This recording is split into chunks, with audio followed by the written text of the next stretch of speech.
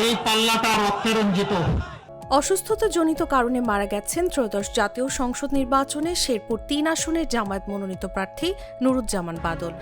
স্থগিত হয়েছে ওই আসনের নির্বাচন। এ অবস্থায় এলাকায় যেমন শোকের আবহ তৈরি হয়েছে, তেমনি ভোটারদের মধ্যেও তৈরি হয়েছে নানা প্রশ্ন। কিভাবে অনুষ্ঠিত হবে ওই আসনের নির্বাচন, নির্বাচনী আইনে কি রয়েছে, এসব বিষয় নিয়ে কৌতূহল বাড়ছে। জাতীয় সংসদ নির্বাচনের আগে কোনো প্রার্থীর মৃত্যু হলে সংশ্লিষ্ট আসনের নির্বাচনী কার্যক্রম স্থগিত বা বাতিল করার বিষয়ে বাংলাদেশের আইনে সুনির্দিষ্ট বিধান রয়েছে। গণপ্রতিনিধিত্ব আদেশ ১৯৭২-এর আলোকে প্রার্থীর মৃত্যু সংক্রান্ত বিষয়ে স্পষ্ট করে বলা হয়েছে।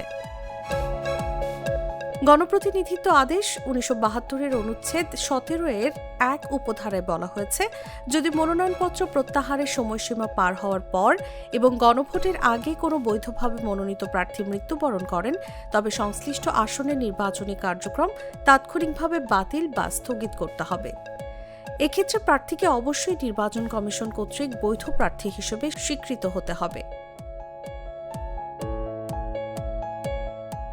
প্রার্থীর মৃত্যুর খবর নিশ্চিত হওয়ার পর রিটার্নিং কর্মকর্তা একটি গণবিজ্ঞপ্তির মাধ্যমে ওই আসনে নির্বাচনী কার্যক্রম বাতিলের ঘোষণা দেবেন।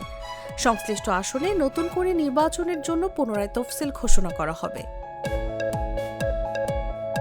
যারা আগে মনোনয়নপত্র জমা দিয়েছেন এবং যাদের মনোনয়নপত্র বৈধ ছিল, তাদের নতুন করে ফর্ম জমা বা জামানত দিতে হবে না।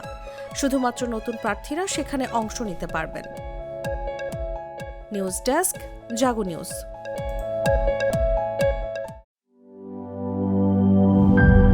গ্লিটারের টুইন লেমন ও অ্যান্টিব্যাকটেরিয়াল ফর্মুলা বাসনকে চকচকে জীবাণুমুক্ত করে আমাদের দেয় গ্লিটার গ্যারান্টি।